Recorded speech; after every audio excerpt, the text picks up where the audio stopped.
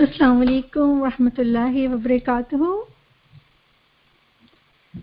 कैसे हैं आप सब लोग? अल्हम्दुलिल्लाह। चलिए जनाब इंशाल्लाह स्टार्ट करते हैं। आज हमारी थर्ड क्लास है। औज़ु बिल्लाहि मिनश शैतानिर रजीम, बिस्मिल्लाहिर रहमानिर रहीम। नहमदुहु व नुसल्ली अला रसूलिहिल करीम, अम्मा बाद, फ़अऊज़ु बिल्लाहि मिनश शैतानिर रजीम, बिस्मिल्लाहिर रहमानिर रहीम। रब्बिश्रह ली सदरी व यस्सिर ली अमरी वहलुल उक़दतम मिन लिसानी यफ़क़हू क़ौली। इंशाल्लाह आज हमारा टॉपिक होगा कि हम अच्छे वालिदैन कैसे बन सकते हैं। ठीक है, और इसके लिए हम इंशाल्लाह चंद ऐसी क्वालिटीज़ अपनाने की या चंद ऐसी आदत अपनाने की कोशिश करेंगे जिसका फ़ायदा डेफिनेटली हमको तो हो गई, लेकिन हमारे बच्चों की तरबियत में ये क्वालिटीज़, ये आदत इंशाल्लाह बहुत काम आएंगी। ठीक है,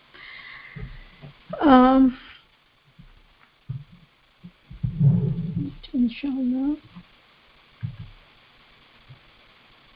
सबसे पहले नमाज।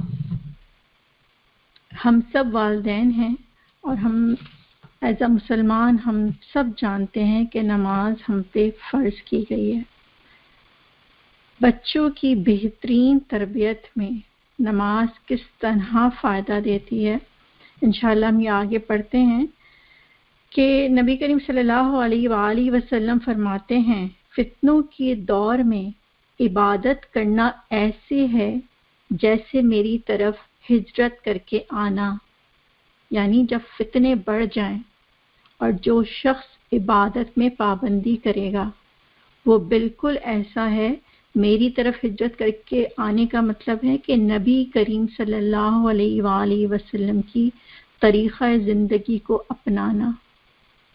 तो नमाज की पाबंदी हर हाल में ही करनी है, लेकिन ख़ास कर जब फितने होते हैं तो इस नियत से इंसान नमाज पढ़े कि ये नमाज मुझे और मेरे बच्चों को बेहयाई और बुराई से रोकेगी। एक और हदीस आती है कि असर की नमाज के मुतालिक कि जब असर की नमाज जिसकी क़ज़ा हो जाती है, गोया ऐसे है जैसे उसके घर वाले और उसके माल सब कुछ तबाह और बर्बाद हो गया। तो असर की सिर्फ नमाज छूट जाना, आप सोचें कि इसका कितना गुनाह है या कितना बड़ा नुकसान है ये कि किसी के घर वाले तबाह हो जाएं। और आज आप देखें कि असर की नमाज का ख़ास तौर पर जिक्र इसलिए कि इंसान बिल्कुल दरमियान में होता है अपने काम काज के, या कभी ट्रैवल कर रहा होता है घर आने के लिए, और अगर घर आ जाता है इंसान तो इतना टायर्ड होता है कि बाज़ दफ़ा या तो दिमाग से निकल जाता है या हिम्मत नहीं होती। इसीलिए ख़ास तौर पे के वक्त की कसम भी खाई गई, राइट, कि इस वक्त खुदा को याद रखो जब तुम दुनिया के माल में फंसे हुए हो, तो अल्लाह सुब्हाना ताला तुम्हें याद रखेगा। अल्लाह तुम्हारे माल और घर की हिफाजत करेगा। यहाँ पे खास कर घर वालों का जिक्र है। ठीक है, और एक बड़ा प्यारा किस्सा है। एक स्कॉलर थे, नबील औजी उनका नाम था। कहते हैं कि जब मुझे नमाज में कभी काहली आने लगती तो मैं परेशान हो जाता कि जब भी मुझे लगता कि नमाज पढ़ने में अभी उठूंगा या अभी उठूंगा तो मुझे परेशानी शुरू हो जाती कि कहीं इसका असर मेरे बच्चों पर ना आ जाए। सोचें कि इंसान जो वालिदैन खुद अल्लाह से करीब होते हैं वो किस तरह अपनी आदत पर, अपनी इबादत पर गौर व फिक्र करते हैं कि अगर आज मैं नमाज को देर से पढ़ रहा हूँ, टाल के पढ़ रहा हूँ, राइट, तो कहीं ऐसा ना हो कि नमाज का इस तरह पढ़ना میری औलाद पे असर अंदाज करे।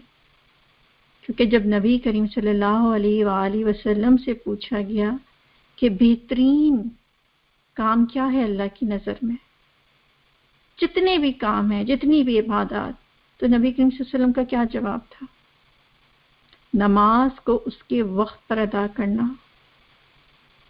तो सोचें कि कितना ये एक बाप की अपनी औलाद से मोहब्बत का लेवल है कि अल्लाह को ये मेरी इबादत इतनी पसंद आ जाए कि मेरे बच्चे की हिफाजत हो। और इसी तरह जो कुरान में आता है वस्तईनु बिस्सब्री वस्सलाह, तो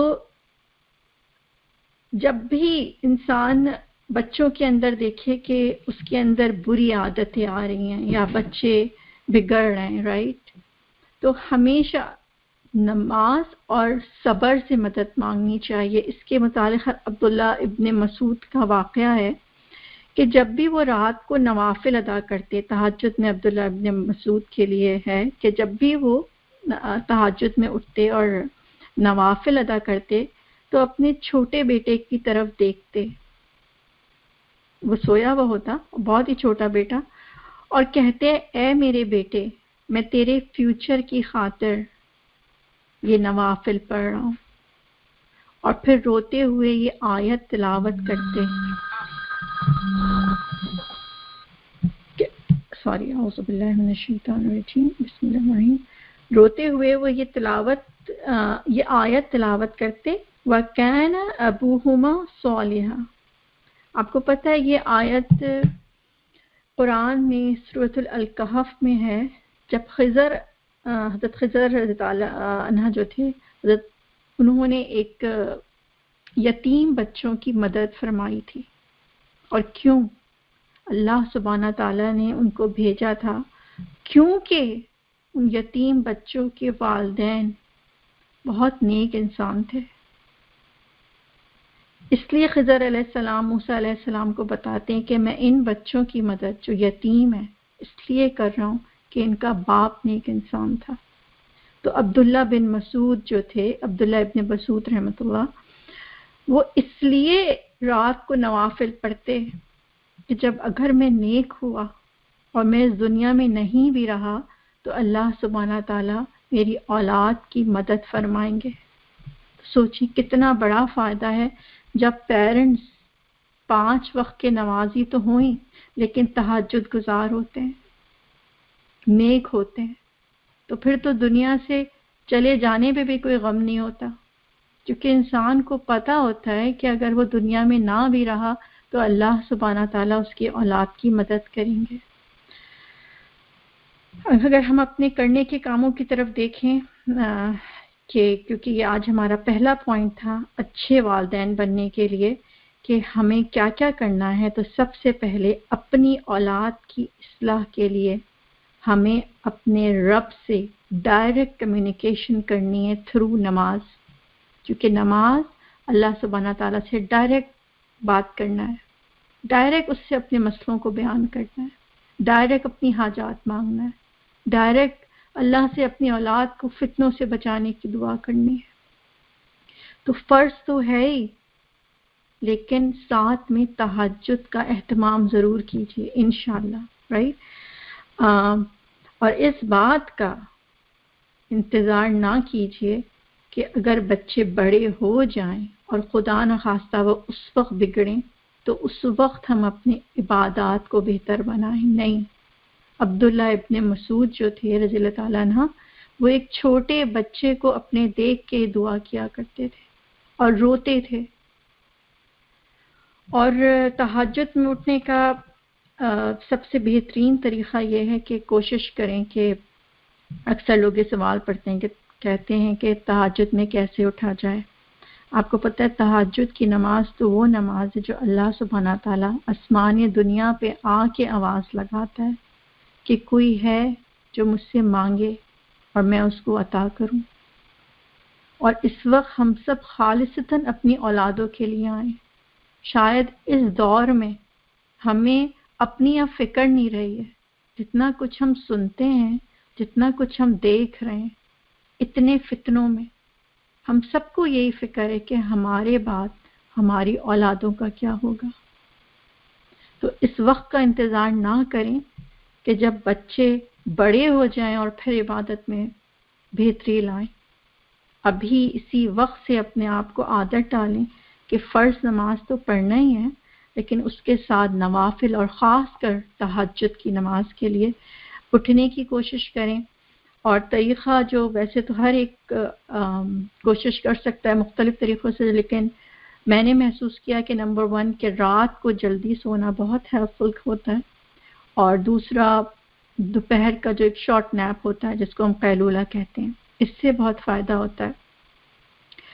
और तीसरी चीज़ ये कि अलार्म जो है, अपनी अलार्म क्लॉक जो है वो थोड़ा दूर रखिए ताकि उठ के जब इंसान जाए तो उसकी नींद भाग जाए। ठीक है, तो इंशाल्लाह हम कोशिश करेंगे कि तहज्जुद में उठें और ये दुआ भी पढ़ें, वकाना अबूहुमा सालिहा, सूरत अल-कहफ की आयत। और ये ज़रूरी नहीं है कि आप इसको एक दफ़ा पढ़ें, आप खड़े होकर इसको जितना जी चाहे दफ़ा पढ़ सकते हैं। ठीक है, नेक्स्ट आ जाते हैं इंशाल्लाह। नेक्स्ट हमारा पॉइंट है जो हैबिट इंशाल्लाह हमें अपने अंदर डालनी है, वो है सदका की, सदका खैरात करने की आदत। अल्हम्दुलिल्लाह वैसे तो हम सभी करते हैं, लेकिन इस दफ़ा जब करना है, अब जो करना है स्टार्ट, तो इंटेंशन भी लाना है कि अल्लाह सुब्हाना ताला मैं ये सदका अपनी औलाद की इस्लाह के लिए कर रही हूँ, आप इसको कबूल कर लीजिए। और ख़ास कर जब औलाद कोई नाफरमानी का काम करे तो ख़ास तौर पे सदका किया कीजिए। और नाफरमानी के कामों में ये नहीं आता कि वो रोना शुरू हो गया तो शायद नाफरमानी हो गई, या जो है वो कोई गुस्सा आ गया उसे, या उसने कोई चीज़ गिरा दी तो नाफरमानी हो गई, या उसने उछलना कूदना शुरू हो गया तो नाफरमानी होगी। नहीं, नाफरमानी से मुराद होता है कोई भी गैर अखलाकी, बेहयाई, जो भी, बाज़ दफ़ा आप देख सकते हैं कि ज़बान ख़राब इस्तेमाल कर रहे हैं बच्चे, या हम खुदा न खास्ता देखें कि वो गलत वेबसाइट्स पर जाने लग गए, उनकी आदत पड़ गई है, या वो गलत लोगों से चैटिंग कर रहे हैं, राइट। कोई भी ऐसी चीज़ जो हमें पता हो कि ये लिमिट क्रॉस होने लग गई है, तो फ़ौरन सदका कीजिए। और उस वक्त इसी नियत से करें कि या अल्लाह मेरी औलाद की इस्लाह कर दे, क्योंकि हदीस में आता है सदका गुनाहों को ऐसे बुझाता है जैसे पानी आग को बुझा देती है। तो उस औलाद की नियत से जब आप सदका करेंगी तो अल्लाह सुब्हाना ताला उसके गुनाहों को मिटा देंगे। जैसे पानी को अगर आग पे डाला जाए तो क्या होता है, गायब हो जाती है, तो अल्लाह भी उसके दिल को इस तरह इंशाल्लाह क्लीन करना शुरू कर देंगे। देखें, जब आप कोई भी नेकी का काम करते हैं और आपके दिमाग में हदीस होती है ना, तो क्या होता है कि आपको यकीन होने लगता है कि अगर ये हदीस है और मेरी ये नियत है, मैं ये कर रही हूँ, तो क्यों नहीं होगी मेरे बच्चे की इस्लाह। ठीक है, इसी तरह एक शख्स का वाक़या है कि एक शख्स था, जब उसका बेटा नाफरमानी करता या कोई भी ऐसा काम करता जिससे उसे महसूस होता कि उसके अंदर बिगाड़ पैदा हो रहा है, तो वो सदका किया करता था और खाना खिलाया करता था लोगों को। सदक़े से मुराद है आप पैसे दे दें, कुछ भी कर दें, लोगों की मदद कर दें। सदक़े में देखें बहुत चीज़ें आ जाती हैं, आप लोगों को खाना खिला सकते हैं। आप देखते हैं बाहर कोई ओल्ड पर्सन है, कोई भी हो सकता है, अमेरिका में या पाकिस्तान, इंडिया, मुसलमान हो या नॉन मुस्लिम हो, कोई भी हो, आप उसकी मदद कर सकते हैं, किसी को राइट दे सकते हैं। हर वक्त शायद हर एक के पास इतना पैसा ना हो, राइट, लेकिन नियत कि खालिसतन या अल्लाह मैं अपनी औलाद के लिए कर रहा हूँ, इसको कबूल कर लीजिए। और तो वो शख्स जो है सदका करता, पैसा भी हो सकता है, और खाना खिलाता।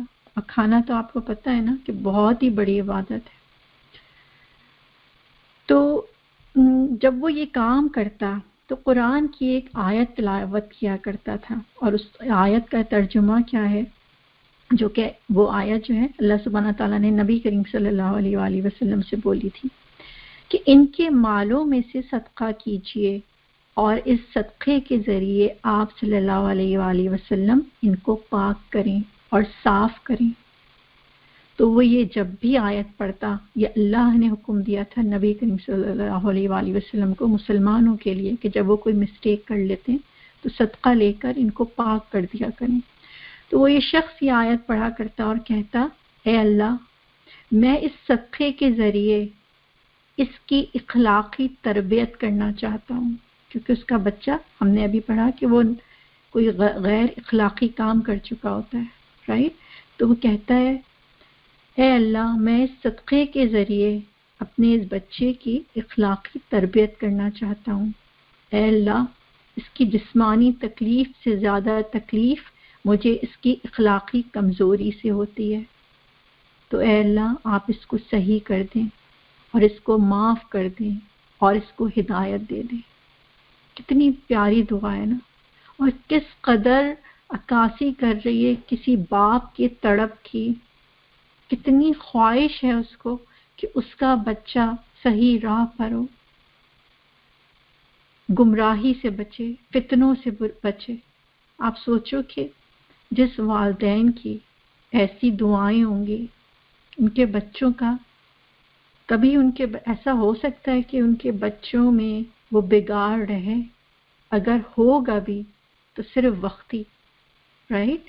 تو اپنے اندر وہ جذبہ پیدا کریں کہ مجھے ان برائیوں کو ختم کرنا ہے اپنی اولاد سے، اور یقین کے ساتھ، رائٹ؟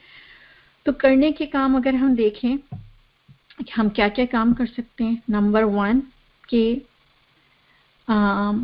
صدقہ جو ہے، آپ کو پتہ ہے یہ فرض ہے۔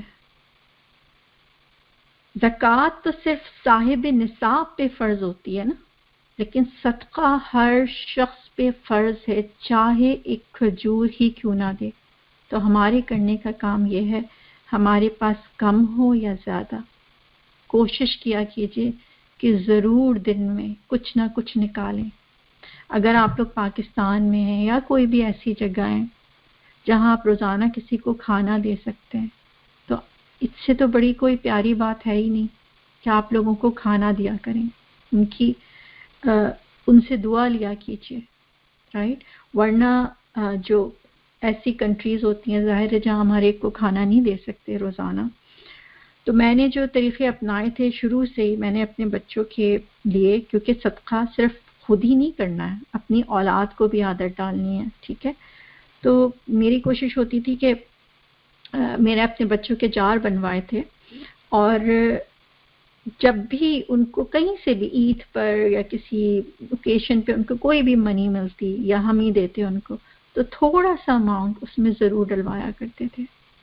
اور پھر کیا ہوتا تھا کہ جب سال کے آخری میں میں اس کو ساری ان کی منی اکٹھی کرتی تھی، اور پھر ہم یہاں ویب سائٹ ہوتی ہے ہیلپنگ ہینڈ، اس پہ میں بیٹھتے تھے، ان کے ساتھ بیٹھا کرتی تھی۔ بہت چھوٹے تھے ہمیشہ سے، جب سے چھوٹی عمر آئی تھنک 3rd گریڈ کی بات ہوگی، اس وقت سے ہی مجھے یاد ہے۔ تو ہیلپنگ ہینڈ میں ایک ویب سائٹ ہوتی ہے آرفنس کی نا، جو بچے ہوتے ہیں یتیم، تو ہم اس پہ جاتے تھے، اس پہ پکچرز بنی ہوتی ہیں بچوں کی کہ آپ کس بچے کو پورے سال کے لیے ڈونیٹ کرنا چاہو گے، تو پھر ہم اس میں سے ایک بچے کو ڈونیٹ کر دیا کرتے تھے، اور ان کے ساتھ بیٹھ کے میں یہ ایکٹیویٹی کرتی تھی تاکہ ان کو احساس ہو بلیسنگز کا جو اللہ نے انہیں عطا کی ہیں، رائٹ؟ تو ایک ہماری ایک یہ بھی پرابلم ہے بہت بڑی کہ ہم جو بھی نیکی کرتے ہیں نا وہ اکیلی کرتے ہیں، کیونکہ بچوں کے ساتھ کرنا ظاہر ہے تو تھوڑا لمبا پروسیس، 10 دفعہ، اور اسپیشلی چھوٹے بچے 10 دفعہ تو ان پہ بولنا پڑتی ہے ایک بار، آجو بیٹھ جاؤ، دیکھو میں یہ کر رہی ہوں، آجو ہیلپ کرو، رائٹ؟ تو ہم کیا کرتے ہیں، ہمیں بہت آسان لگتا ہے کہ ہم خود ڈونیٹ کر دیں، خود کلک کر دیں کمپیوٹر پہ بیٹھ کے۔ نہیں، ان کو ساتھ لے کے نیکیاں کریں۔ آپ دیکھیں حضرت ابراہیم علیہ السلام کی مثال، جب اللہ سبحانہ تعالیٰ نے کہا کہ تم خانہ کعبہ بنانا ہے تمہیں، تو اپنے ساتھ اسماعیل علیہ السلام کو لگایا۔ اکیلے بھی تو بنا سکتے تھے نا، کہ نہیں بچے بزی ہیں، رائٹ؟ آج ہمارا یہی حال ہے، نہیں بچے بزی ہیں، میں خود ہی کر لیتی ہوں سارے کام۔ तो जो भी नेकी का काम करें, सदका हो या खैरात हो या कोई भी काम, अब आगे इंशाल्लाह हम पढ़ेंगे, अपनी औलाद को साथ लेके करें। आप देखें, मुझे किस्सा याद आ रहा था अब्दुल सत्तार ईदी का। आपको पता है यहाँ तक उनको पहुंचाने में इतना बड़ा किरदार किसका है? उनकी माँ का। उनके बचपन का बहुत मशहूर किस्सा है कि हर रोज उनकी माँ उनको 2 आने दिया करती थी और कहती थी कि एक तुम्हारा है और एक किसी और का। सोचें, हमेशा से अपनी औलाद को ये आदत डाली कि नेकियां सिर्फ खुद नहीं करनी है, अपनी औलाद से भी करानी है। और आप देखें कि हमने जो हदीस पढ़ी कि सदका गुनाहों को ऐसे बुझाता है जैसे पानी आग को। तो जब औलाद डेली कुछ भी थोड़ा ही सही सदका करेगी तो उसकी जो भी उससे खताएं, कमियां, कोताहियां हुई हैं, वो मिट्टी चली जाएंगी। ठीक है। इसके अलावा एक और जो छोटी सी एक्टिविटी हम अपने लिए कर सकते हैं, जो मैंने खुद भी की हुई है, कि आप बैंक जाके बहुत $1 के बिल निकाल के ला सकते हैं इकट्ठे। ठीक है। क्वार्टर्स भी ला सकते हैं, आपकी चॉइस है। और सुबह फजर पढ़ते ही $1, $2, 50 सेंट्स, 25 सेंट्स क्वार्टर, लेकिन एक हैबिट बना लें। और मैंने क्या किया है, वो जार बिल्कुल ऐसी जगह रखा है कि फजर पढ़ते ही मुझे वो नजर आता है सामने। मैंने उसे ड्रॉज में नहीं रखा और मनी भी वहीं रखी होती है ड्रॉज में। तो फौरन जो है, आप सुबह उठते ही सबसे पहला काम, जितनी आप में इस्तिताअत है, क्वार्टर हो सकता है, 50 सेंट्स हो सकते हैं, $1 हो सकता है, $2, लेकिन ला के उस अमाउंट को घर में रखें ताकि डोनेशन, हमारा मसला ये होता है हम देना चाहते हैं मगर ढूंढते रहते हैं, पर्स में कैश नहीं मिल रहा, चेंज नहीं मिल रही, राइट। क्रेडिट कार्डों पे ये पूरी दुनिया चल रही है बिकॉज। तो ये, और वो एनवलप आपका वही होना चाहिए जिसमें आपके सारी जो है कैश अमाउंट है। और रोजाना सुबह आदत डालें, अपने बच्चों से डलवाएं या आप खुद डालें, लेकिन रोजाना की अपनी रूटीन बना लें और उस वक्त दुआ करें। ठीक है। चलें नेक्स्ट आ जाते हैं, थर्ड पॉइंट हमारा इंशाल्लाह। थर्ड पॉइंट है जो इंशाल्लाह तीसरी आदत हमें अपनाने की कोशिश करनी है, वो है दूसरों की मदद किसी भी तौर से। पीछे हमने सिर्फ पढ़ी के सदका जो माल हो सकता है या किसी की और मदद हो सकती है, राइट, किसी का। लेकिन यहाँ पे हम हर तरह की, अगर हमारे पास इल्म है, हमारे पास माल है, हमारे पास सलाहियत है, हमारे पास वक्त है, जो चीज है वो दूसरों को जरूर आप शेयर कराएं। कुछ भी आप किसी को रास्ता दे दें, हमेशा दूसरों के लिए वो सोचें जो आप चाहते हैं कि आपको मिले। और इसके लिए मैं आपको एक बात बताऊं कि एक बहुत ही जबरदस्त फार्मूला है, और इस फार्मूले को कभी आप इस्तेमाल करके देखिएगा। जिंदगी के मसलों का हल इस फार्मूले में। और वो फार्मूला क्या है कि आप जो चाहते हो ना आपको मिले, वो आप सेम एज इट इज दूसरे के लिए कर दो। अगर आप चाहते हो आपका बच्चा इल्म हासिल करे, वो पढ़ता नहीं है, राइट, उसका दिल नहीं लगता पढ़ने में, आप किसी बच्चे को पढ़ाना शुरू कर दो। अगर आप चाहते हो आपके बच्चा सेहतमंद हो सकता है वीक है या कोई बीमारी है, कुछ भी, आप दूसरे के बच्चे का इलाज शुरू कर दो, राइट। आप चाहते हो आपके माल में इजाफा हो, आपकी परेशानियां दूर हो, आप दूसरे की वही परेशानी दूर कर दो। जो अपने लिए खरीदते हो, अपनी औलाद के लिए, कभी कभार कोशिश करें कि सेम एज इट इज चीज किसी अपने जानने वाले के लिए खरीदें। उसके लिए नहीं जो आपको देता है, उसके लिए जिसने आपको कभी नहीं दिया हो, लेकिन सेम चीज। अगर आप चाहते हैं कि आपके बच्चे आपकी फर्माबरदारी करें, آپ اپنے ماں باپ کی فرمانبرداری شروع کر دو، کیونکہ اللہ سبحانہ تعالیٰ نے کائنات کو اسی اصول پہ بنایا ہے کہ جو کرو گے سیم وہی ہوگا۔ اسی لیے یہ حدیث ہے نا کہ اللہ اس وقت تک بندوں کی مدد میں لگا رہتا ہے جب تک بندہ دوسرے کی مدد میں لگا رہتا ہے۔ یہ اللہ نے اس کائنات کو اسی اصول پہ بنایا ہے، جس طرح جیسے جس نیت کے ساتھ جو کام تم دوسروں کا کرو گے اللہ تمہارے آگے وہ چیز کو لے آئے گا، رائٹ؟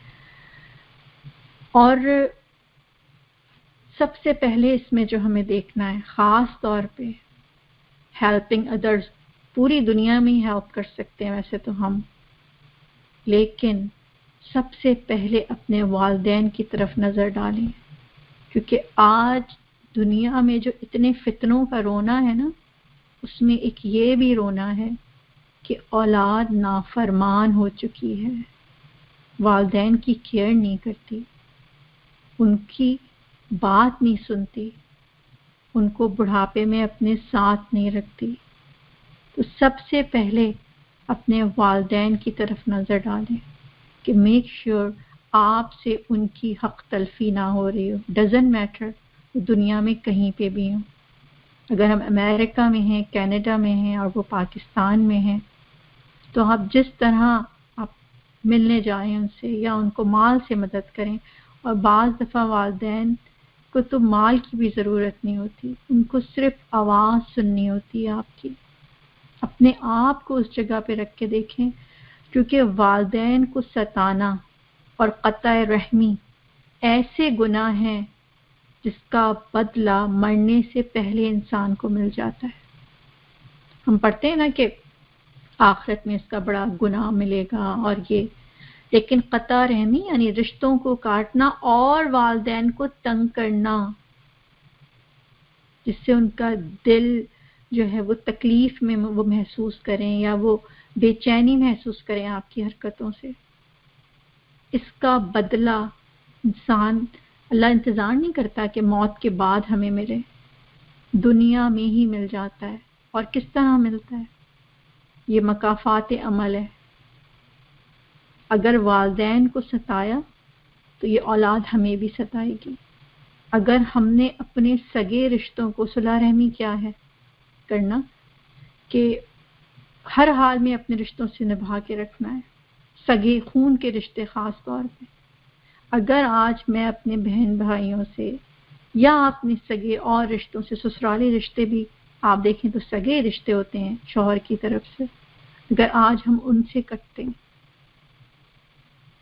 تو آپ سوچیں کہ جب یہ اولاد بڑی ہوگی، ہم کبھی نہیں چاہیں گے کہ یہ اپنے بہن بھائیوں سے لڑائی جھگڑا کریں یا ان سے قطع تعلقی کریں۔ تو آج جس طرح سے میں اور ہم لوگ اپنے رشتے نبھا رہے ہیں، اپنے بہن بھائیوں کا خیال رکھتے ہیں یا اپنے سسرال کا خیال رکھتے ہیں یا اپنے اراؤنڈ خیال رکھتے ہیں رشتوں کا، والدین کا، سیم یہ چیز ہمارے آگے آنی ہے۔ لہٰذا مدد یہ دوسروں کی مدد نہیں ہے، یہ میری اپنی مدد ہے۔ اس وقت کے سب سے بڑے فتنوں میں ایک فتنہ خاندان کے جھگڑے، یہی فتنے ہیں نا آج، ماں باپ کے ساتھ برا سلوک، کیوں؟ کوئی تو وجہ ہے، کیونکہ ہم سے کہیں نہ کہیں غلطیاں پیچھے ہو چکی ہیں جس کا رزلٹ آج سامنے آ رہا ہے۔ لہٰذا اس چیز کو بدلیں کہ میرے ساتھ کیونکہ ظلم ہوا ہے تو آگے بھی مجھے یہی کرنا ہے کہ اپنے سسرال سے نہیں رکھنی یا اپنی بہن بھائیوں سے نہیں رکھنی، ٹھیک ہے؟ تو اگر ہم یہاں پہ جائزہ لیں کہ ہیلپنگ ادرس میں ہم نے کیا کیا سیکھا اور ہم کیا کیا کر سکتے ہیں، تو سیکھنے کی چیزوں میں ہے کہ کوئی بھی چیز، کوئی بھی خیر جو ہمارے پاس ہے، کوئی بھی نعمت جو اللہ نے ہم کو دی ہے، اس کو بانٹنا شروع کر دیں، رائٹ؟ ماں باپ سے شروع کریں، دوستوں سے شروع کریں، رشتہ داروں سے شروع کریں، اللہ ساری بلیسنگز ہم کو عطا کر دے گا اگر ہماری اولاد میں جہاں جہاں جو جو کمیاں کوتاہیاں ہیں وہ ہم دوسروں کی کمیاں کوتاہیاں ختم کرنا شروع کر دیں، ان کی مدد شروع کر دیں، اللہ ہماری مدد شروع کر دے گا. ٹھیک ہے. اور اس میں تھوڑا سا آپ کو اپنے بارے میں شیئر کراتی ہوں. مجھے یاد ہے کہ جب میرے بچے چھوٹے ہوا کرتے تھے تو کیونکہ ہم لوگ امریکہ میں رہتے ہیں اور یہاں پہ آپ کو بچوں کو اگر دین سے جوڑنا ہے خاص طور پہ تو آپ کو خود لیے ظاہر ہے ان کو مختلف جگہوں پہ جانا ہے، نماز کے لیے آپ کو لے کے جانا ہے، آپ کو سنڈے اسکولس لے کے جانا ہے، اسلامک اسکولز ہیں تو اسکولس تو ہیں ہی لیکن وہ بھی شاید کافی نہیں ہوتے، اور آپ کو پھر یہاں پہ کانفرنسز ہوتی ہیں سالانہ یا بعض دفعہ 6 months پہ رائٹ یوتھ کی یا چھوٹے بچوں کی جس میں آپ کو اسکالرس آپ چاہتے ہیں کہ بچے اسکالرس کو سنیں. تو میں ہمیشہ کوشش کرتی تھی کہ میں اپنے بچوں کو اگر لے کے جا رہی ہوں تو میں ضرور کسی نہ کسی بچوں کو بٹھاؤں. کیوں؟ آپ سوچیں بعض دفعہ ان والدین کے پاس ٹائم نہیں ہوتا، کوئی جاب کر رہا ہے، کوئی بیمار ہے یا کسی کے پاس ٹائم نہیں ہے، کوئی بھی مسئلہ ہو سکتا ہے. لیکن اگر میں اس چکر میں رہوں گی کہ وہ اپنے بچوں کو خود لے کے جائیں، بھائی ان کو خود اپنے بچوں کا خیال ہونا چاہیے، یہی سوچتے ہیں نا ہم، ایک عام مینٹالٹی. تو آپ سوچیں کل کو میرے بچوں کو انہی کے ساتھ بڑا ہونا تھا، وہی ان کے دوست بننے تھے کیونکہ وہ آس پاس رہتے. تو اس لیے اگر آپ دوسرے کی مدد کریں گی اللہ آپ ہی کی تو مدد کرے گا. تو ہمیشہ میری کوشش ہوتی تھی کہ میری گاڑی میں جتنی بھی جگہ ہے 7 سیٹر 8 سیٹر میں جتنوں کو اس میں بھر سکتی ہوں میں لے جاؤں اپنے ساتھ. اور اس کا اتنا بڑا فائدہ ہوتا تھا کہ میرے بچوں کا دل لگتا تھا جانے میں. وہ اتنے ایکسائٹڈ ہوتے تھے کہ اچھا فلاں دوست بیٹھے گا فلاں دوست بیٹھے گا، راستے میں باتیں کریں کیونکہ عموماً راستے بھی لمبے ہوتے ہیں یہاں پہ، ½ آور کی ڈرائیو تو ہر جگہ کے لیے ہو ہی جاتی ہے. اور وہاں پہ ان کو مزہ آتا تھا کہ وہ دن گزارتے تھے، کانفرنسز ہیں یا سنڈے اسکول ہیں. تو آپ سوچیں کسی کو فائدہ ہوا تو وہ تو ہے ہی ہمیں اجر کہ صدقہ جاریہ، دوسرے کی بچے کا بھی اجر ہمیں، لیکن اپنے بچے کے لیے سب سے بڑا یہ فائدہ ہوا مجھے کہ میرے بچوں کا دل لگنے لگا ان جگہوں پہ جانے کے لیے. ٹھیک ہے. تو جہاں پہ جس کی آپ جب مدد کر سکتے ہیں کبھی یہ نہ سوچیں میں ہی کیوں کروں، کبھی وہ بھی آفر کر دے مجھے، کبھی یہ نہ سوچیں کیونکہ اگر آپ نے یہ سوچا تو وہاں سے تو آفر نہیں آئے گی، لیکن آپ کا بچہ ایک دن ضرور یہ سنڈے اسکول اور کانفرنسوں سے میں جانا جو ہے نا وہ بند کر دے گا. ٹھیک ہے. 4th انشاءاللہ ہم آتے ہیں. 4تھا پوائنٹ، الحمدللہ ویسے تو ہم سبھی یہ کوشش کر رہے ہوتے ہیں لیکن پھر بھی بی کیئرفل کہ ہمارے رزق میں حرام شامل نہ ہو، حرام آمدنی، حرام چیزیں. ٹھیک ہے. اور اس کے لیے حدیث قدسی ہے کہ ایک شخص سفر پر نکلا اور اس کا اونٹ بھاگ جاتا ہے تو وہ اللہ سے دعا کرتا ہے یا اللہ مدد کر. اللہ نے کہا کیسے مدد کروں، تیرا کھانا حرام، تیرا پینا حرام، تیرا پہننا حرام. سوچیں آپ، حرام کمائی سے دعائیں قبول ہو ہی نہیں سکتی، اللہ کی مدد آئے گی ہی نہیں. یہ حدیث قدسی ہے، اللہ کے اپنے الفاظ، اور یہ اللہ نے حدیث ہم تک کیوں پہنچائی، کیوں ہمارے سامنے کہ میک شیور تم حرام نہ کما رہے ہو. کیونکہ اگر تم حرام کما رہے ہوگے اور تم دعائیں کرو گے بھی تو میں تمہاری دعائیں نہیں سنوں گا. تو اور آپ سوچو کہ پھر جس اولاد کی پرورش حرام مال سے ہوگی، جس میں ناجائز آمدنی شامل ہے، رائٹ، تو آپ سوچو کہ وہ اولاد کیسے صحیح طور پر صحیح ڈائریکشن میں نکل سکتا ہے. How is this possible? ایک عام سا اصول ہے نا کہ آپ سوچیں کہ اگر ہم ایک کریلے کی ویل چڑھائیں گے تو کریلے ہی نکلیں گے نا، اور اگر انگور کی ویل چڑھائیں گے تو انگور نکلیں گے. تو حرام سے حرام ہی آئے گا. اور حلال سے حلال آئے گا. اور ہماری ایکسپیکٹیشنز کہ ہم حرام دے کے بچے سے توقع کریں کہ وہ اچھے کام کرے، تو یہ نہیں ہو سکتا. ٹھیک ہے. اور نبی کریم صلی اللہ علیہ وسلم نے کہا کہ لوگوں پر ایک ایسا زمانہ آئے گا کہ انسان اس بات کی بھی پرواہ نہیں کرے جو مال اس کے پاس ہے وہ حلال ہے یا حرام. اور آپ دیکھیں کہ یہ تو واقعی وہ زمانہ لگتا ہے. اسپیشلی میں نظر اٹھا کے دیکھوں، ہر طرف ہی مختلف طریقوں سے حرام کے دروازے ہم نے اپنے اوپر حلال کر لیے ہیں. اور یہ جو بات ہے اسے اس بات کا احساس بھی نہیں ہے کہ وہ حرام ہے. دیکھیں آپ، سود کس قدر عام ہے، چاہے پاکستان ہو یا امریکہ. اور اس بات کا احساس مٹ گیا ہے کہ یہ حرام ہے. اللہ سبحانہ تعالیٰ سے یہ جنگ کا اعلان ہے. سود لینے والے کے لیے کیا ہے؟ قرآن میں کیا آتا ہے کہ اللہ اور رسول سے جنگ کا اعلان. آپ مجھے بتاؤ کہ اتنا بڑا حرام کام اگر ہم مسلمان مبتلا ہیں اور پھر ہم روئیں کہ ہمارے بچے فتنوں میں کیوں مبتلا ہیں، تو اس رونے کی جگہ ہمیں اپنا جائزہ خود ہی لے لینا چاہیے کہ اللہ اور رسول سے جنگ کر رہے ہیں اور کہہ رہے ہیں ہمارے بچے فتنوں میں کیوں مبتلا ہیں. آپ دیکھیں ناپ تول میں کمی کس قدر عام ہے، اسپیشلی ہماری ہوم کنٹری میں. مانگو کچھ ملتا کچھ ہے، لو کچھ نکلتا کچھ ہے. جائیدادوں پہ قبضہ، بجلی کی چوری، کریڈٹ کارڈز پر فراڈ، شراب کی فروخت جو کہ امریکہ میں بہت ہی کامن ہے. ہم نے اپنے کتنے بزنسز ایسے کیے ہوئے ہیں جس میں ہم حرام چیزوں کو بیچتے ہیں، جس میں سب سے کامن چیز شراب کا بیچنا ہے. رائٹ. تو اور دوسرے سب سے بڑی پرابلم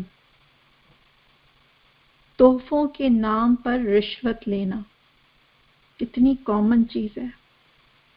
امریکہ میں تو شاید یہ پھر بھی تھوڑے شارٹ لیول پر ہے یا تھوڑے ابھی کمزور ہے اس کا، یہ رشوت اتنی زیادہ حاوی نہیں ہوئی بھی لوگوں پہ. لیکن کیا یہ ہمارے مسلم کنٹری میں کامن نہیں ہے اور اس کو تحفہ سمجھا جاتا ہے، جبکہ رشوت لینے والے اور دینے والے دونوں پر لعنت.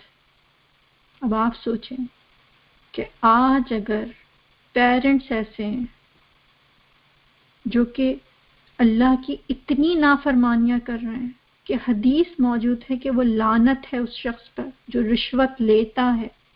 جنگ کا اعلان ہے اللہ اور رسول سے جو سود کھاتا ہے.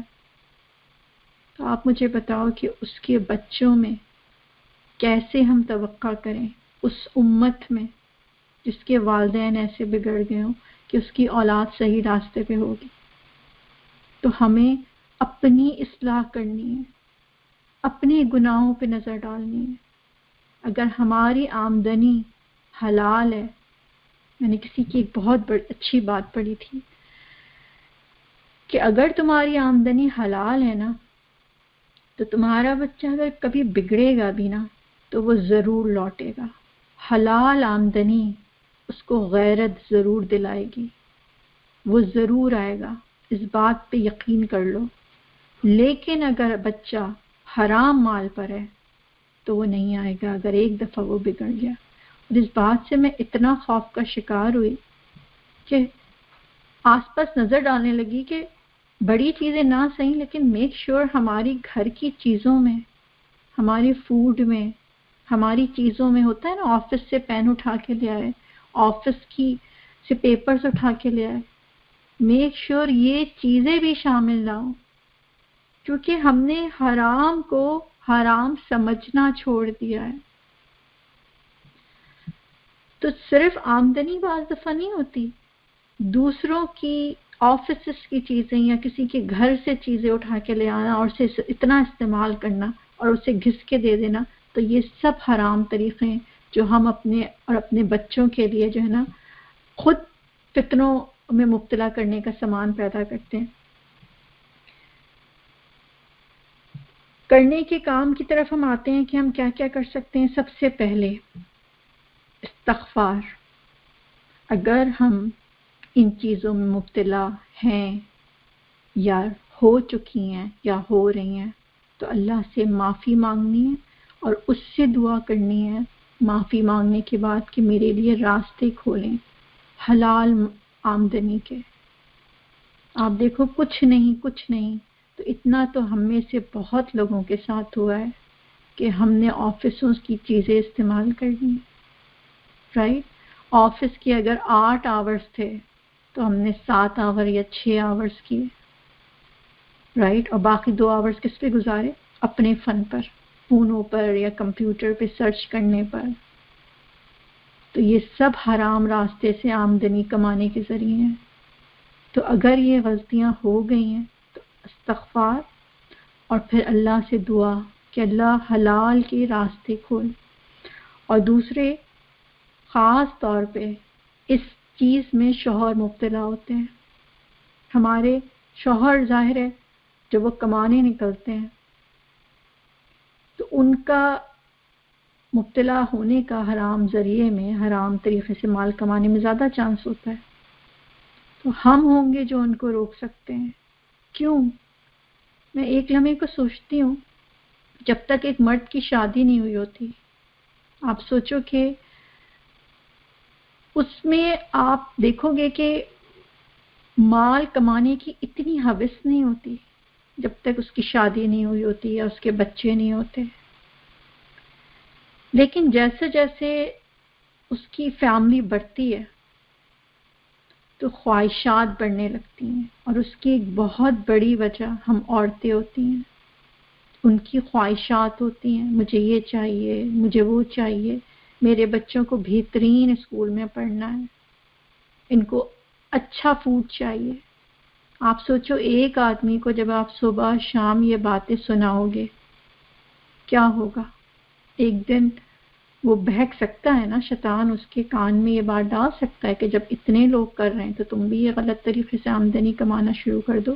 تو سب سے پہلے اگر آپ کے شوہر اس چیز میں مبتلا ہیں تو آپ ان کو یہ بات سمجھائیں کہ نہیں، یہ سب ہماری خواہشات ہیں، ضروریات تو بہت کم ہیں، اور اللہ اسی میں ہمیں برکت عطا کر دے گا جتنا ہے۔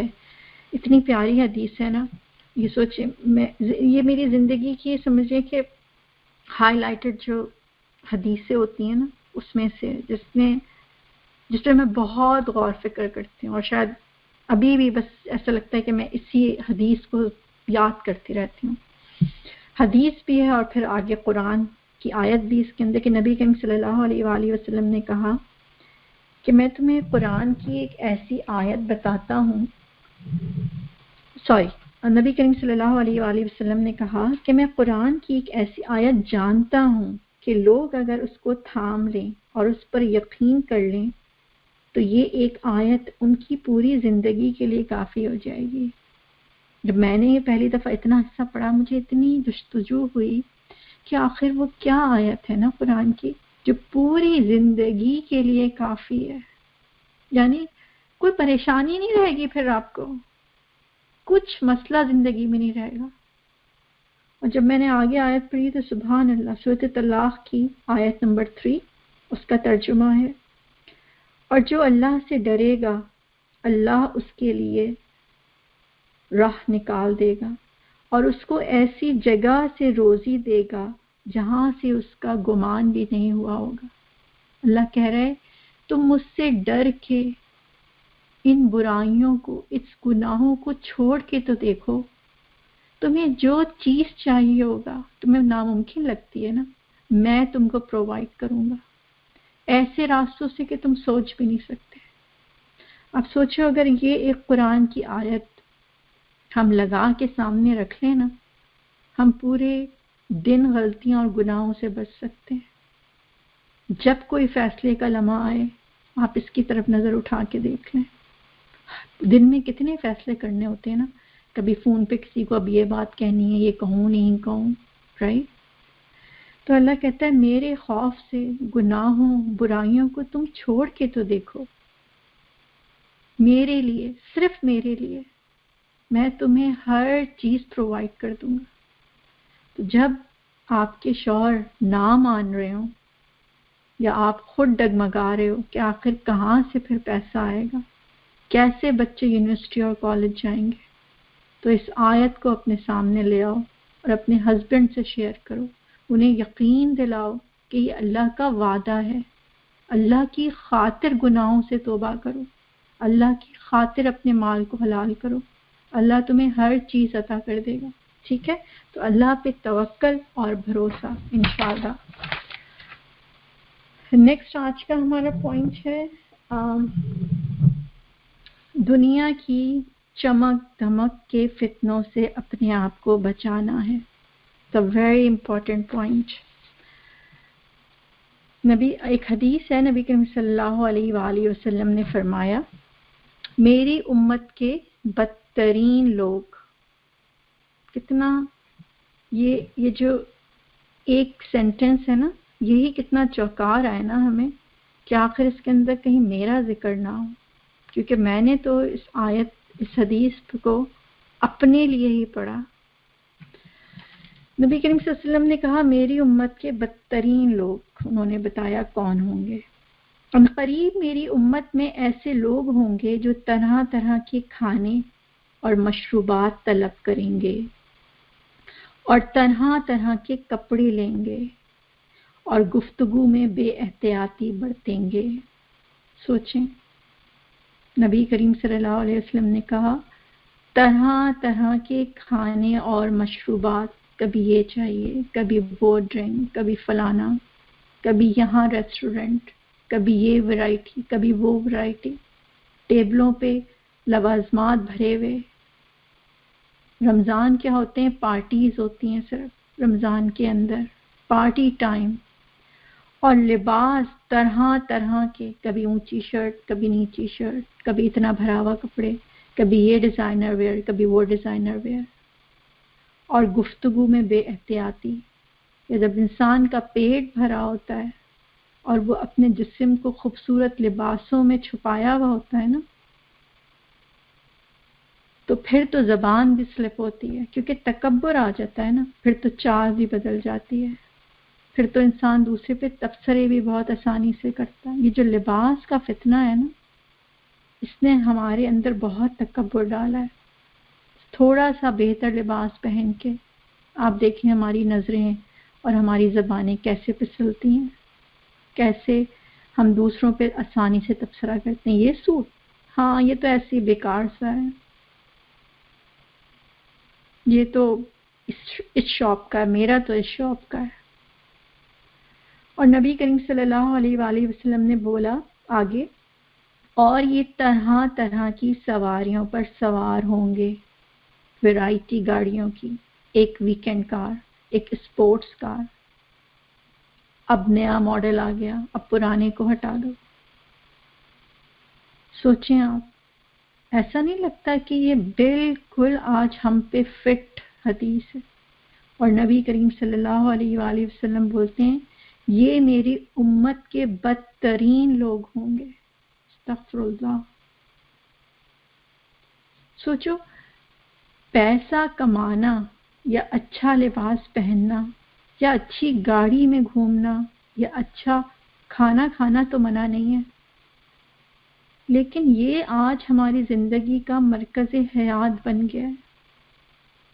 مجھے ایسا لگتا ہے ہم پیدا ہی اس لیے ہوئے ہیں، ہم نے زندگی کا پرپس یہ بنا لیا ہے کہ پڑھیں لکھیں، اس کے بعد جو پیسہ ہے اس سے بس کپڑے پہننا ہے، جولری خریدنی ہے، بہترین گاڑیاں خریدنی ہیں، گاڑیاں بدلنی ہیں، موبائل نئے کے نئے سے نئے خریدنے، ہوٹلنگ کرنی ہے، اور پھر پکچرز ڈالنی ہے کہ آج اس ریسٹورنٹ میں، آج اس ریسٹورنٹ میں۔ آپ دیکھیں کیا عثمان رضی اللہ تعالیٰ عنہ، کیا زبیر بن عوام، کیا ابو بکر رضی اللہ تعالیٰ عنہ، ان کے پاس مالوں کی کمی تھی؟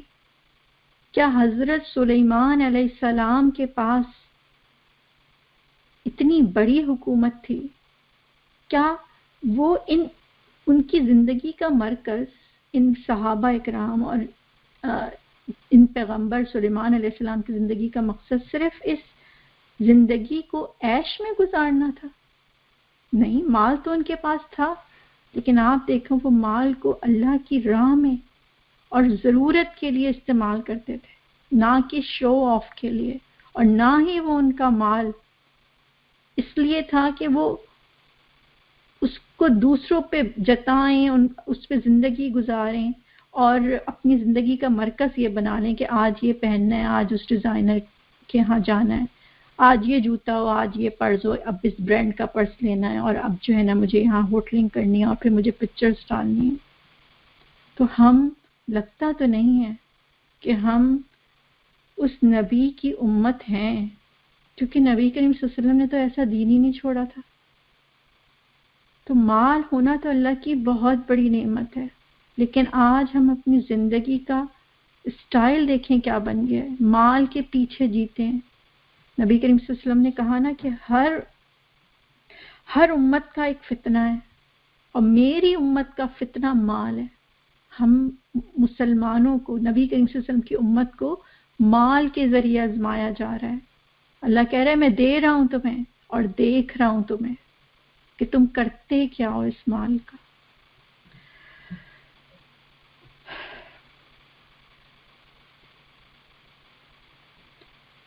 آپ کرنے کے کاموں کی طرف آتے ہیں کہ نمبر 1 کہ اس فتنے سے بچنے کے لیے جو ہمارے اراؤنڈ پھیل گیا ہے نا، ایک مقابلے بازی کا، ایک چمک دھمک کا۔ آپ سوچو نا کہ جس امت کے بڑے ایسے ہوں گے جس پہ نبی کریم صلی اللہ علیہ وسلم نے کہا بدترین لوگ، ان کی اولادوں سے اچھے نسلیں کیسے نکل سکتی ہیں؟ نہیں نکل سکتی ہیں۔ تو ہمیں اپنے آپ کو صحیح کرنا ہے، اور کیونکہ میں خود یہاں پہ آپ کے ساتھ یہ کلاسز لینے کی ایک وجہ آپ کو یہ بھی بتانا ہے کہ میں، اگر ہم یہاں پر آئے رائٹ، اسپیشلی میں، تو میں بھی انہی چیزوں سے گزری ہوں، اسی چمک دمک کپڑے کی دوڑ، ڈیزائنر کی دوڑ، وہی سب کچھ تھا زندگی میں۔ لیکن جب اس طرف آئے، خدا کا یہ کلام سنا، یہ نبی کریم صلی اللہ علیہ وسلم کی زندگی سنی، پڑھی، تو کتنا بڑا آپ ایک ڈفرنس محسوس کرتے ہو اپنی زندگی میں، رائٹ؟ کہ اس دور میں تو کچھ بھی نہیں دیا تھا، تو اپنے آپ کو اس دور سے نکالنا ہے ہمیں، کیونکہ اگر میں اس دور میں رہتی، آپ بتائیں میرے بچے تو 10 ہاتھ آگے مجھ سے ہوتے، اور پھر میں یہ روتی کہ میرے بچے فتنوں میں کیوں ہیں۔ تو سب سے اہم کام جو میں نے خود اپنی زندگی میں کیا، جب میں نے قرآن کو سمجھا، حدیثوں کو پڑھا، کہ اپنی کمپنی بدل لو، ان لوگوں کو چھوڑ دو جو اس دوڑ میں لگے ہوئے ہیں، جو دنیا کے پیچھے دیوانے ہیں، ان کو چھوڑ دو۔ نبی کریم صلی اللہ علیہ وسلم نے کہا کہ میرا ایک امت کا ایک گروپ جو ہے وہ ہمیشہ حق پہ رہے گا، اور کوئی ان کا کچھ نہیں بگاڑ سکتا یہاں تک کہ اللہ کا فیصلہ آ جائے گا۔ تو جو لوگ حق پر ہیں، یہ نہیں کہ وہ پیسے والے نہیں ہوں گے، لیکن ان کے اندر یہ دوڑ نہیں آپ دیکھو گے، ان کے اندر آپ سکون دیکھو گے، وہ دیوانے نہیں ہوں گے دولت کے پیچھے، لیکن اللہ نے انہیں سب کچھ دیا ہوگا، رائٹ؟ وہ سفید پوش بھی ہو سکتے ہیں، وہ دولت مند بھی ہو سکتے ہیں۔ اصل چیز کہ ان کی زندگی کا پرپس کی دنیا نہ ہو، تو ان میں اپنی زندگی گزارو، اپنی اور اپنی اولاد کی، ورنہ نہ آپ کبھی بچ سکو گے نہ آپ کے بچے، کیونکہ ہم کتنے دن رہ سکتے ہیں؟ ہم 1 ہفتے، 2 ہفتے، 1 مہینہ، اور پھر وہی اثر، اچھا اب یہ ڈریس تو اتنی دفعہ پہن لیا، اچھا اس کا پرس اتنا اچھا لگ رہا تھا، اچھا یہ ڈیزائنر ویئر میں بھی خریدتی ہوں، دیکھو اب برا بھی تو لگے گا میں اتنا سستا جوڑا پہنوں اور وہ اتنا مہنگا۔ تو بدلو، نکلو اس کمپنی سے۔ اور دوسرا اہم ترین کام کرنے کا، عمل بالمعروف اور نہی عن منکر۔ لوگوں کو نیکی کی طرف بلاؤ، انہیں برائی سے روکو۔ ہم آنکھیں بند کر کے زندگی نہیں گزار سکتے۔ ہمارا آج حال یہ ہو گیا ہے کہ اگر برائی دیکھ رہے ہیں تو ہم کہتے ہیں اٹس نن مائی بزنس۔ نہیں، اگر ہم نے ان کو نہیں بدلا جو ہمارے اراؤنڈ اس سب دوڑ میں ہیں، ان کو نہیں سمجھایا پیار سے، حدیثوں کے ذریعے، اپنی مثال دے کے، کیا ہوگا آپ بتائیں؟ کل کو میں نے آپ کو پہلے بھی بتایا کہ ہمارے بچوں کو انہی بچوں کے ساتھ رہنا ہے، انہی کے ساتھ بڑا ہونا ہے، چاہے وہ میرے خاندان کے لوگ ہوں۔ آپ سوچو بعض دفعہ خاندان میں ہم اپنے آپ کو صحیح کرنے پہ لگ جائیں، کر سکتے ہیں صحیح؟ نہیں، کچھ نہ کچھ گڑبڑ ضرور سننے میں آئے گی۔ کیوں؟ ہم ان کو میسج نہیں دیتے، ہم کہتے ہیں مجھے کیا اپنے سسرال سے۔ نہیں، آپ کو پیار سے ان کو سمجھانا ہے۔ آپ صرف عمل کرو، صرف جو حکم ہے کہ اللہ کہتا ہے روکو برائی سے لوگوں کو اور نیکی کا حکم دو۔ آپ دیکھو کہ وہ عمل کریں نہ کریں، آپ کے گھر میں ضرور سکون آ جائے گا، کیونکہ آپ آنکھیں بند کر کے صرف وہ کر رہے ہو جو اللہ کہہ رہا ہے بس۔ تو یہ دو چیزیں اپنی زندگی میں لے کر آئیں۔ اور تیسری چیز جو ابھی ہم نے پیچھے بھی پڑھی کہ اپنی آنکھیں کھولیں ہم اور لسٹ بنائیں کہ وہ کون سے گناہ ہیں اپنے، صرف میری زندگی اور میرے گھر میں جو گناہ ہیں مگر میں نے اسے گناہ سمجھنا چھوڑ دیا۔ اپنی آنکھیں کھولنا ہے، کیونکہ ہمارا اس وقت کا ایک بہت بڑا المیہ، ہم سب کا، ہمارے گھر میں غلطیاں اور گناہ اور غلط کام ہو رہے ہوتے ہیں مگر ہمیں وہ نظر نہیں آتے، رائٹ؟ نمازیں چھٹ رہی ہیں، دیر ہو رہی ہے مگر ہمیں احساس ہوتا ہے، رائٹ؟ کپڑوں پہ کپڑے بنا رہے ہیں، کپڑے پہ کپڑے بنا رہے ہیں، احساس ہی نہیں ہے۔ مستقل جو ہے نا لوگوں سے چیٹنگ کر رہے ہیں، غلط باتیں شیئر کر رہے ہیں، احساس ہی نہیں ہے۔ تو ان چیزوں سے اپنے آپ کو نکالنا ہے، اپنی غلطیوں کو چیک کرنا ہے کہاں ہم غلط ہیں، رائٹ؟ کہیں میں بھی اس دوڑ میں تو شامل نہیں ہوں جس میں پوری دنیا شامل ہے۔ تو کرنے کے یہ 3 کام انشاءاللہ اللہ سبحانہ تعالی ہماری مدد فرمائے، اور اللہ سبحانہ تعالی ہماری زندگیوں میں وہ تمام چیزیں لے کر آئے جو اللہ چاہتا ہے، اور ہمیں اور ہمارے بچوں کو ایسا بنا دے جیسے اللہ سبحانہ تعالی چاہتا ہے۔ جزاک اللہ خیر کثیرہ۔ انشاءاللہ میں دعا پڑھ لیتی ہوں اور اس کے بعد اگر آپ کا کوئی سوال ہے تو آپ کر سکتے ہیں۔ نیکسٹ ویک انشاءاللہ اس کا پارٹ 2 ہوگا۔ سبحانک اللہم و بحمدک، نشہد ان لا الہ الا انت، نستغفرک و نتوب الیک۔ السلام علیکم ورحمۃ اللہ وبرکاتہ۔ جی، کوسچن آنسر سیشن میں آن کر رہی ہوں، اگر آپ کا کوئی سوال ہے تو آپ اپنا ریز ہینڈ کر سکتے ہیں انشاءاللہ، اور آپ اپنا سوال کر سکتے ہیں۔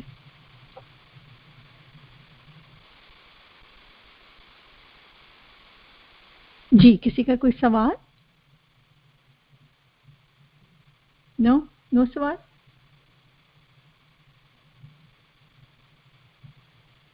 چلیے جناب، تو انشاءاللہ پھر نیکسٹ ویک ملاقات کریں گے۔ اپنا بہت خیال رکھیے گا۔ اور جی محمودہ آپ کا سوال ہے، چلیں ہم آپ کو مائک دے دیتے ہیں انشاءاللہ۔ جی سوال تو نہیں ہے، لیکن یہ ٹپس بہت گریٹ ٹپس ہیں۔ الحمدللہ الحمدللہ، اللہ تعالیٰ ہم سب کو اس پہ عمل کرنے والا بنائے، اور صدقہ جو ہے وہ بہت بہت ہی بڑی چیز ہے۔ جزاک اللہ خیر for this reminder. I am in tears. جزاک اللہ خیرن کثیر، اللہ سبحانہ تعالیٰ قبول کرے۔ جی ایک سوال میرے خیال میں میرے پاس آیا ہے سائمہ کا، انشاءاللہ وہ کہہ رہی ہیں کہ دعائیں پوسٹ کر دوں، رائٹ؟ تو انشاءاللہ سائمہ نے مجھے میسج کیا ہے، ٹھیک ہے انشاءاللہ سائمہ میں کوشش کروں گی دعائیں آپ کو پوسٹ کر دی جائیں، ٹھیک ہے؟ اور اس ویک انشاءاللہ سلائیڈز بھی میں الگ سے ڈال دوں گی، جو لیکچر نہیں سن سکتے وہ صرف سلائیڈز بھی الگ سے دیکھ سکتے ہیں، ٹھیک ہے؟ جی کسی اور کا بھی سوال ہے؟ آئی تھنک اریبا کا۔ جی اریبا میں آپ کو چانس دیتی ہوں۔ جی اریبا، السلام علیکم۔ وعلیکم السلام۔ میرا سوال یہ تھا کہ ہم جب صدقہ دیتے ہیں So what intention do we need to make any intention اور صرف صدقہ بول کے دینا؟ بیکاز میں نے ایسے سنا ہے کہ نظر کا صدقہ ہوتا ہے، بلاؤ کا صدقہ ہوتا ہے، ڈفرینٹ. جی بالکل. دیکھیں آپ صدقے کی اگر کوئی بھی پریشانی ہے اس وقت یا کوئی بھی حاجت ہے آپ کی، آپ اس کی نیت کر لیجئے. اور صرف نیت تو دل میں بھی ہوتی ہے، نیت تو ہے ہی ایکچولی ارادے کا نام، دل کا ارادے کا نام، لیکن آپ اللہ سے دعا کے ذریعے بھی کر سکتے ہیں کہ اللہ اس صدقے کو قبول کر لے اور میری اولاد کی اصلاح کر لے، یا اگر کوئی بیماری ہے اللہ اس صدقے کو قبول کر لے اور اس بیماری کو ہمارے گھر سے ہٹا دے. ٹھیک ہے، تو دعا کر کے دیں انشاءاللہ. ٹھیک ہے، جی جی جزاک اللہ خیر. یس. سائمہ آپ کا سوال ہے؟ جی سائمہ. نہیں نازش کوئی بات نہیں، مجھے سمجھ نہیں آئی تھی، میں وہ آئی کانٹ کو نہیں، سوری بات ہے. No problem. انشاءاللہ زیبا سے پوچھ لیتے ہیں. جی زیبا السلام علیکم. السلام علیکم نازش. وہ میرا ایک یہ کوشچن ہے کہ یہ ہم مسجد میں جو صدقات بھجواتے ہیں تو کیا وہ جو منی وہ مسجد کے لیے یوز ہو سکتا ہے یا صرف وہ مستحق لوگوں کے لیے ہوتا ہے؟ یہ تو مجھے ایکچولی وہاں پہ جو ہمارے ہاں مسجد ہے نا زیبا، اس میں مختلف باکسز لگے ہوئے ہیں. ایک پہ لکھا ہے فار مسجد پرپس، ایک پہ لکھا ہے صدقات ہوتے ہیں وہ کسی بھی لوگوں کے لیے جا سکتے ہیں. ایک ہوتا ہے زکوٰۃ باکس، تو وہ زکوٰۃ صرف صاحب جو جن پہ زکوٰۃ فرض ہے ان کے لیے جاتے ہیں.